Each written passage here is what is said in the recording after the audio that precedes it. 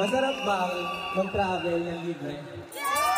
Paano kung meron isang opportunity na makakatulong sa'yo maka-travel for free? Igagrab mo ba? Yes! 7 years ago, isa lamang ako walang pera, walang ipon, walang maayos sa cellphone at ang alam ko lang sa salitang travel, sa basketball lang. Yung pag napasobra ka ng hakbang, tatawagan ka ng referee. Oops! Travel! Good evening, Sunday family! I'm Joe Maria Ladano. Pang-pito sa 10 magkakapatid at graduate ng hotel management as cum laude. Pero, pagka-graduate ko, hindi na ako nagtrabaho. Tanungin niyo ako kung bakit? Yung malakas! Yung malambing! Kasi way back 2017, kagaya niyo rin ako na nakaupo dyan at na-invite sa ganitong event. Naalala ko pa that time, kaya ako nasama sa Salvo.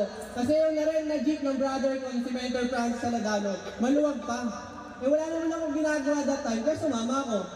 Pero sa pag-attend ko ng event na yun, sobrang na-inspire ako sa dami ng taong inaward ng travel, ng car, ng gadget, at ng malaking income. Kaya sabi ko sa sarili ko, gagawin ko rin yan. Kasi dito ko nakita yung shortcut sa pag-asenso. Kaya sobrang na-inspire ako nun eh. Diba? So, syempre, hindi pa ako member that time. Ang ginawa ko, na-inspire ako, and then ginawan ko siya ng paraan. Wala pa akong pera, di ba? So, ginawa ko siya ng paraan. Sumideline muna ako sa mama ko. Ayan. Ayan. Nandiyan po yung mother ko. Palakpakan naman natin.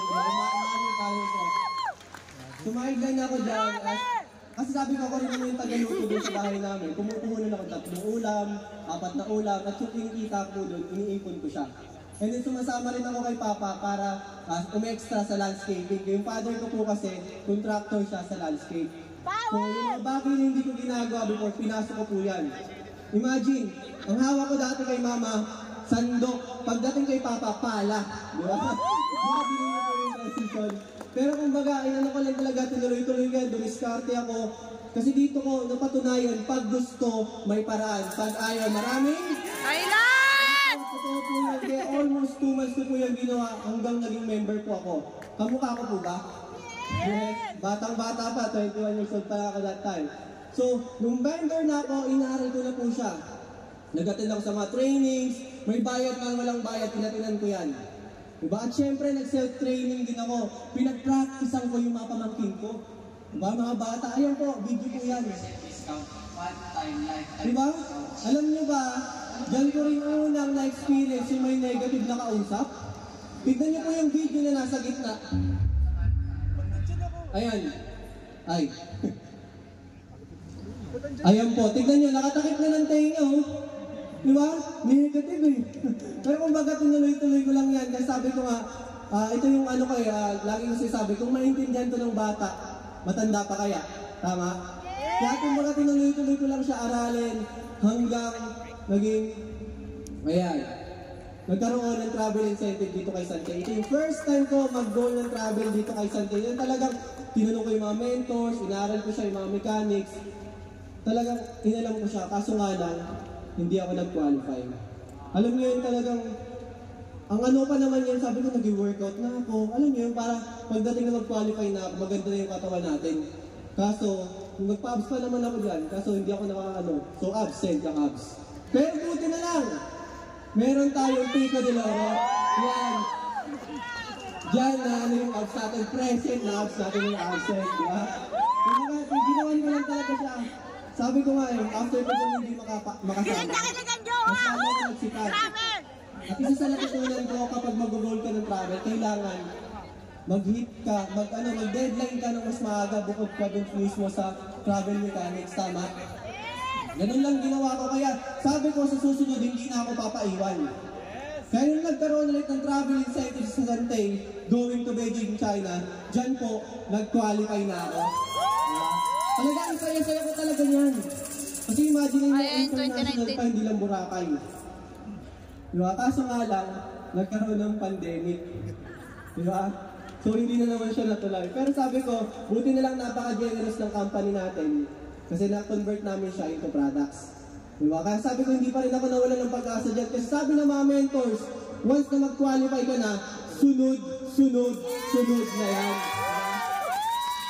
Kaya nung nagkaroon ulit ng travel incentives sa Sante, going to Asian to Spectrum of the Sea. Diyan po, nakasama na naman po tayo. Diba, alam niyo yan kasi nung naalala ko that time, laging narinig ko to sa papa ko nung uma-extra ko sa kanya. Ano mo ba to yung anak ko, magtatrabaho to sa barko. Kung laude graduate ko, magtatrabaho to. Alam mo, nahihiyan na ako kasi sabi ko, di na ako magtatrabaho Kaya talagang, alam niyo yung mapa-experience sa inyo yan ni Sante, yung mga bagay na kakaiba. Diba na dati, sabi ko lang sa sarili ko na gusto ko magtrabaho dyan sa barko. Pero minsan iba yung mga bagay na binibigay sa atin ni Lord. Hindi yung mga gusto natin. Yung binibigay niya, yung gusto niya para sa'yo. Diba? Kaya yung nangyari sa akin, talagang dito ko po unang na-experience. Yung lagi pinagkikwento namin sa Mentor Archie na sabi ni Mentor Archie, bro, darating yung time magkakapay na tayo sa ibang bansa. Which is nangyari po siya. At hindi lang po yan. Diyan ko rin po unang na-experience yung mga masarap na pagkain. Alam niyo yun? Kasi naalala ko nung bago ko, kwek-kwek, Hansel, palag na Pero yung mapa-experience sa inyo ng buhay na ganyan, mapapasabi ka na lang na, this is the Sante life. At syempre hindi lang yan. Pumunta rin kami sa Singapore, Malaysia, talaga nag-enjoy talaga kami dyan. At syempre nagkape rin kami dyan. Syempre di mawawala yan. At ang maganda pa dito, naalala ko, ito pinaka-memorable na picture ko dito, yung sa Merlion. Alam niyo yung pinipicturean ko yung mga kasama ko kasi ako taga-picture nila. Ang gaganda ng mga picture, inaanggiluhan ko pa. Kasi yung sumasakto sa bibig, kasi yung uso dun, di ba? Ganoon. Sa akin, pagdating sa akin, sumakit na lang yung bata ko, hindi pa rin sumakto sa bibig ko. Kaya sabi ko, sige, ganyan na lang, papogi na lang. Wow! Pogi pa rin naman, di ba? Ayan. So, syempre, ang maganda nung time na sobrang nag-enjoy kami dyan, pag uwi namin ni Mentor Francis, dinather namin yung grupo at nag-goal setting kami. Pag goal setting namin, sabi namin kailangan sa susunod mas marami na tayo. Kaya sumunod na travel, nagkaroon ng travel incentive na naman sa Sante.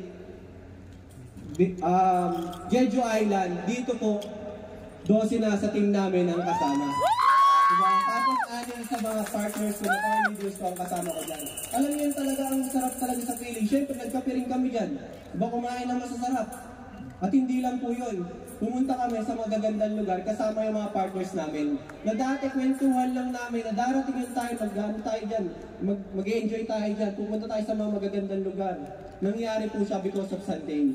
Diba po? At syempre, sabi nga nila, pag may maganda kang lugar na pinuntahan, dapat meron kang magandang kasama. Ano ba si Joey? Yeah!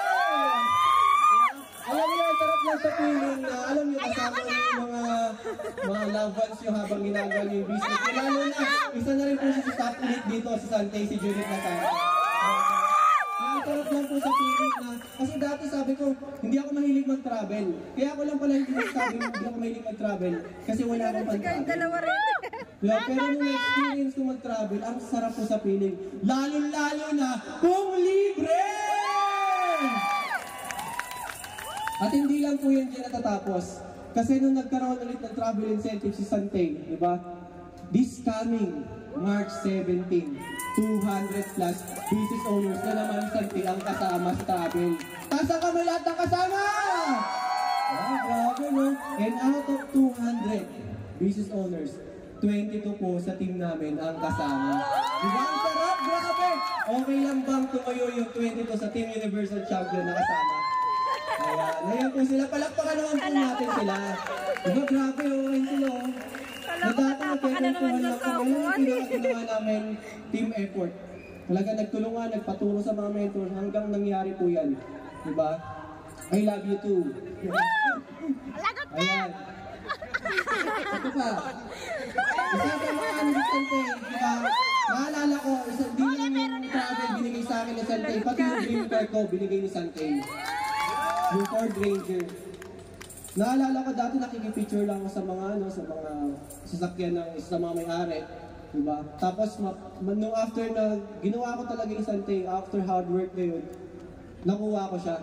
Ang maganda pa nun, may bonus pa. Talagang, ang sarap na sabihin na yun, sobra na. Ang daming bonus eh. At syempre, because of Sante, lahat nangyari yun. Diba? Kaya, thank you Sante International for making my dreams into reality.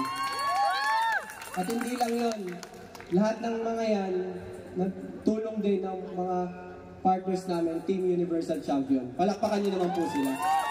Sabi nga nila, teamwork makes the dream works. Yun po yung kagandahan dito kay Sante kasi hindi ka mag-iisa. Makakasama mo yung nag-invite sa'yo, yung magiging partners mo, mentors and coaches na mag-guide sa'yo habang ginagawa mo yung business. Kagaya ko po nung nagsisimula pa lang kami ni Mentor Francis Aladano, ang nag-guide po sa amin si Mentor Archie Andres.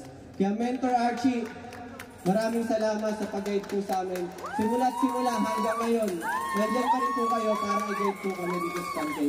At alam niyo pa mga pinakamaganda dito kay Sante, hindi mo kailangan magsimula ng magaling. Ang kailangan mo lang magsimula. Kasi meron tayong proven and innovative system that can accelerate our success. So ngayon, tatanungin kita, what if your opportunity are calling you? Will you answer? Yes! And if your answer is yes, tumayo ka! Tumayo ka! At sabay-sabay natin itong isigaw. In 3, 2, 1, together, let's accelerate and innovate this 2024! Isa pa!